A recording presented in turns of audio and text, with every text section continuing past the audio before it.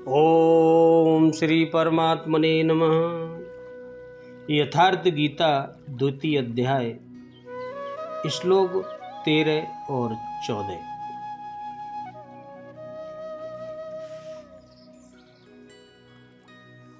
भगवान अर्जुन से आत्मा के लिए शोक करना अनुचित सिद्ध करने के लिए क्या कहते हैं? देहिनोऽस्मिन् यदा देहे कौमारं यौवनं जरा तथा देहांतर प्राप्ति धीरस्तस्न मोहाति।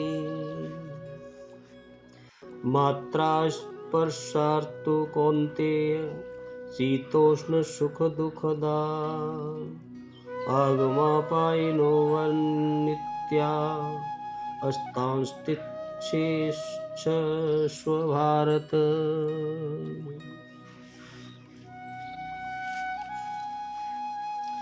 जैसे जीवात्मा इस देह में बालकपन, जवानी और वृद्धावस्था होती है, वैसे ही अन्य शरीर की प्राप्ति होती है।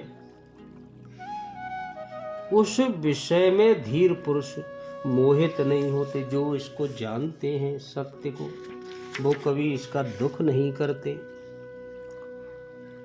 और हे कुंती पुत्र, सर्दी, गर्मी और सुख दुख को देने वाले इंद्रिय और विषयों के संयोग तो उत्पत्ति, विनाशशील और अनित्य हैं।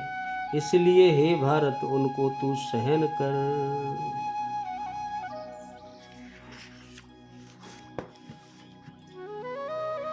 जैसे जीवात्मा की इस देह में कुमार, युवा और वृद्धा अवस्था होती है, वैसे ही अन्य अन्य शरीरों की प्राप्ति में धीर पुरुष मोहित नहीं होता। कभी आप बालक थे, सने सने धीरे धीरे युवा हुए, तब आप मर तो नहीं गए। पुनः वृद्ध हुए, फिर भी कोई दिक्कत नहीं हुई। पुरुष एक ही है। उसी प्रकार लेश मात्र भी दरार नए देह की प्राप्ति पर नहीं पड़ती। कलेवर का यह परिवर्तन तब तक चलेगा जब तक परिवर्तन से परे की वस्तु नहीं मिल जाती। जब तक ये जन्म मरण चलता रहेगा, जब तक इससे ऊपर की वस्तु नहीं मिल जाती, यानी भगवान। हे कुंती पुत्र, इस शरीर में सुख दुख, सर्दी और गर्मी को देने वाले इंद्रिय और विषयों के संयोग तो अनित्य हैं, क्षण भंगुर हैं, कुछ समय के हैं। अतः भरतवंशी अर्जुन, तू इनका त्याग कर। अर्जुन इंद्रिय और विषयों के संयोगजन सुख का स्मरण करके ही तो विकल था, दुखी था। कुल धर्म, कुल गुरुओं की पूज्यता इत्यादि इंद्रियों के लगाव के अंतर्गत है। ये क्षणिक है, झूठे हैं और नाशवान है। भगवान कह रहे हैं गोविंद, विषयों का संयोग न सदैव मिलेगा और न सदैव इंद्रियों से में क्षमता ही रहेगी। इसका भी समय खत्म हो जाता है। अतः अर्जुन, तू इनका त्याग कर और सहन कर। क्यों? क्या हिमालय की लड़ाई थी जो अर्जुन सर्दी सहन करता? अथवा क्या यह रेगिस्तान की लड़ाई है जहां अर्जुन गर्मी सहन करे? कुरुक्षेत्र जैसा कि लोग बाहर बताते हैं, समशीतोष्ण स्थली है। कुल 18 दिन तो लड़ाई हुई। इतने में कहाँ जाड़ा गर्मी बीत गई। वस्तुतः सर्दी गर्मी, सुख दुख, मान अपमान को सहन करना एक योगी पर निर्भर करता है। यह हृदय देश की लड़ाई का चित्रण है। बाहर के लिए गीता नहीं कहती। यह क्षेत्र क्षेत्रज्ञ का संघर्ष है, जिसमें आसुरी संपद का सर्वथा समन कर परमात्मा में स्थिति दिलाकर देवी संपद भी शांत हो जाती है। जब विकार है ही नहीं तो सजाती प्रवृत्तियां किस पर आक्रमण करें। अतः पूर्णत्व के साथ वे भी शांत हो जाती हैं। इससे पहले नहीं, जब पूर्णत्व मिलता है जब ही शांत होती है। अंतर्देश की लड़ाई का यह चित्रण है। इस त्याग से क्या मिलेगा, इससे लाभ क्या है, इस पर भगवान श्री कृष्ण अब आगे बताएंगे। अब भगवान के कथन का क्या अभिप्राय है। इसमें आत्मा को विकारी मानकर एक शरीर से दूसरे शरीर में जाते आते समय उसे कष्ट होने की आशंका से जो अज्ञानी जन शोक किया करते हैं, उसको भगवान ने अनुचित बतलाया है।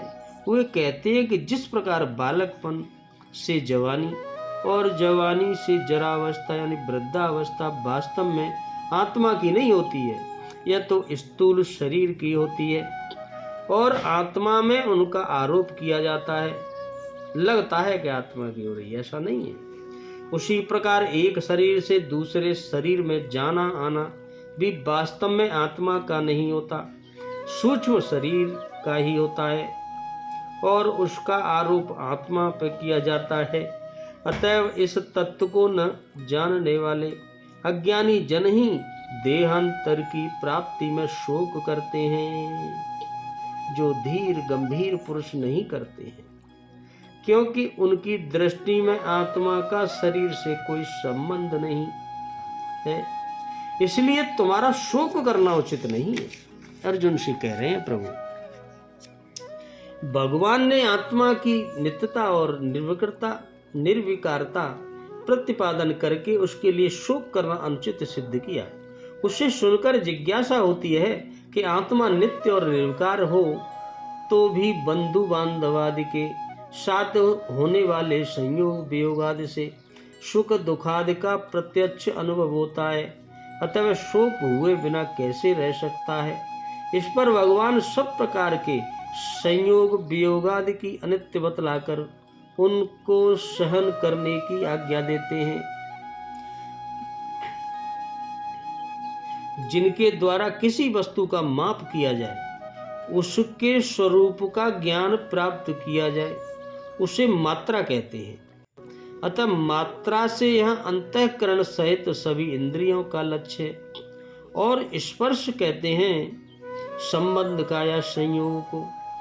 अंतःकरण सहित इंद्रियों का शब्द स्पर्श रूप रस गंध आदि उनके विषयों के साथ जो संबंध है, उसी को यहाँ मात्रा स्पर्शी पद से व्यक्त किया है भगवान ने। शीश ऋण सुख दुख कहने का क्या अभिप्राय है। शीत उष्ण और सुख दुख शब्द यहाँ सभी द्वंद्वों के उपलक्षण है। अतः विषय और इंद्रियों के संबंधों को शीत सुख सुख दुखो दुखदा कहकर भगवान ने यह भाव दिखलाया है कि वे समस्त विषय ही इंद्रियों के साथ संयोग होने पर शीत यानी उष्ण, राग द्वेष, हर्ष, शोक, सुख दुख, अनुकूलता और प्रतिकूलता आदि समस्त द्वंद्वों को उत्पन्न करने वाले हैं।